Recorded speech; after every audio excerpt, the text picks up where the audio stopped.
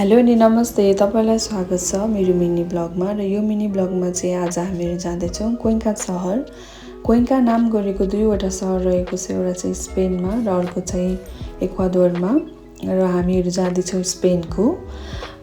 र यी दुईवटा सहरहरू चाहिँ युनेस्को वर्ल्ड हेरिटेजमा पर्ने गर्दछ, कारण यहाँको आर्किटेक्चर र हिस्टोरिकल कुराहरूले गर्दाखेरि। र यहाँ भिडियोमा देख्न सक्नुहुन्छ क्वेन्काको प्लाजा र यो रातो रङको ट्रेन जस्तो चाहिँ छुकछुकी हो।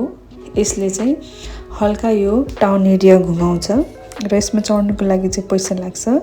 यो एरिया चाहिँ न्यू एरिया हो भने अब चाहिँ हामी ओल्ड एरियातिर जाँदैछौँ, जुन ठाउँमा चाहिँ ह्याङ्गिङ हाउसहरू रहेको छ।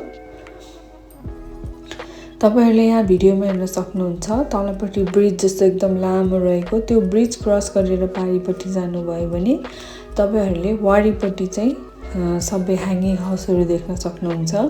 यहाँको स्पेसियालिटी भनेको नै यो ह्याङ्गिङ हाउसहरू हो र मान्छेहरू यहाँ हेर्न आउने भनेको नै यिनै घरहरू हो। र यो चाहिँ एक दिन ट्रिपको लागि एकदमै बेस्ट।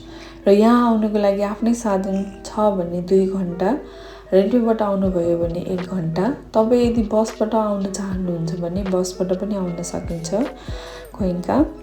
र यहाँ चाहिँ खासै मान्छेको बसोबास छैन, एकदमै थोरै मान्छेहरू बस्ने गर्दछ यो ठाउँमा चाहिँ। तपाईहरु स्पेन आउनुभयो या तपाईहरु म्याड्रिडमा बस्नुहुन्छ भने please do visit Cuenca. One day ट्रिपको लागि एकदमै बेस्ट ट्रिप हो हैन। त्यसपछि चाहिँ हामीले घरबाट बनाएको खाना लिएर गएको थियौँ र त्यही खाना लगेर हामी पार्कमा बसेर खायौँ। त्यसरी हाम्रो वान डे ट्रिप सकियो। Thank you for watching everyone.